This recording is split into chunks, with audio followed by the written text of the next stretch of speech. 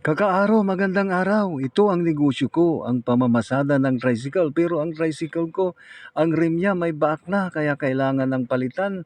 So maggagastos na naman ako rito. Naghahanap ako ng mahiraman. Kasi konti lang naisukbit kong pera dito sa aking pitaka. Kaya kailangan ko na ring pagawa para maging safety rin ako sa pagpapatakbo ng aking motor. Tignan nyo, dinala ko na sa pagawahan.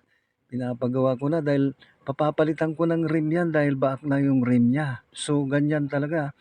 Gagastos ka pagka may mga problema na sa iyong tricycle o ibang parte pa ng iyong mga kagamitan sa motor. So ganyan, maghahanap ka talaga ng remedyo kung paano mo ba mapagawa itong tricycle mo kasi kailangan mong mapatakbo ng maayos para siyempre tuloy ang pamamasada, tuloy ang pagninegosyo. Itong batang ito kasi ang expert sa pagninibel na medyo bata-bata pa, marunong na sa lahat, marunong na rin magnibel. So yan ang expert niya ngayon, yung pagninibel. Kaya ngayon tinatanggal niya para matanggal yung hub ko dahil kailangan tanggalin yung hub para ilipat sa panibagong rim. Sige. Dahil ako glanani man ang jump shot. Kung napatapamawi kastos wa. Port cutter ta naman. Hanggang mablira rata. Hello Friendster. Hello Kakaharo. Magandang araw. Siya nga pala, gusto ko kayong i-update o i-inform dahil alam nyo kasi itong dating rim ko, umabot yan ng halos 10 taon. Wow. So ganyan ang naging resulta, medyo lumang-luma na kasi kaya medyo nabaak na dahil sa nababasa ito ng baha pagka may baha. Kasi halos taon-taon dito nababaha kaya naisusulong ko yan sa baha kaya nalalagyan ng tubig kaya madali siyang kalawangin sa palibot ng kabilang side ng aking rim na yan dahil alam nyo naman kung susumain talagang bawing-bawi na rin ang rim ko na yan dahil yun nga umabot na ng 1 taon. So ang tagal na rin. Ganyan talaga ang nangyayari sa mga rim kaya kailangan ng palitan para mukhang bago ulit. Yung hub naman yan pa yung original, hindi ko pa siya napapalitan. So, pwede pa naman, halos wala pang damage, talagang buo pa rin siya na ganyan.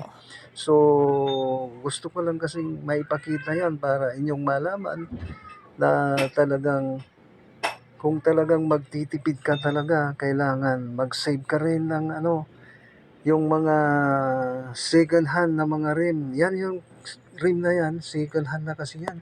Binili ko lang yan sa mga surplus na nagtitinda sa palengke pagka natsatsambahan ko sila. So, yan. Tapos na niyang nailagay yung 36 na mga rayos at nut sa 36 din na butas. So, inilagay na niya sa holding machine na yan ay kanya nang ninibilin. So, mayroon siyang kwan dyan. Ina-adjust na ididikit para alam niya kung talagang tuwid na yung paghihigpit at pagluwag ng rayos. So pagka nahigpitan na niya lahat yan at sakaling tiningnan niya, iikot-ikot sa pamamagitan ng pag-iikot-ikot kasi nakikita niya sa nilalagay niyang tanda kung yung rim talaga ay tuwid na sa paghihigpit at pagluwag ng rayos. So ganyan, sinisilip para makita kung saan yung medyo mauga pa pag umiikot. So alam nyo kasi itong guwapong batang ito talagang expert na yan dahil yung tatay niya yan talagang yan yung trabaho niya. So yan yung naipamana niya na itinuro sa kanyang anak. So ganyan na rin ang kanyang hanap buhay, ang pagninibel, pagbubulkanize at ganun din mga iba pang problema na kaya niyang gawin sa motor nyo. Pwede kayo dito lang sa may likod ng simbahan, dito ko pinapagawa ang aking motor. So ang gastos ko dyan sa rim na yan, bali binili ko yan ng 250. Tapos nagpalit ako ng bagong rayos, bali 1 set kasi niyan, mga 250 rin. So ang ibibigay kong labor naman sa kanya ay 200. Yan yung sisingilin niya sa akin. So shout out kayong lahat.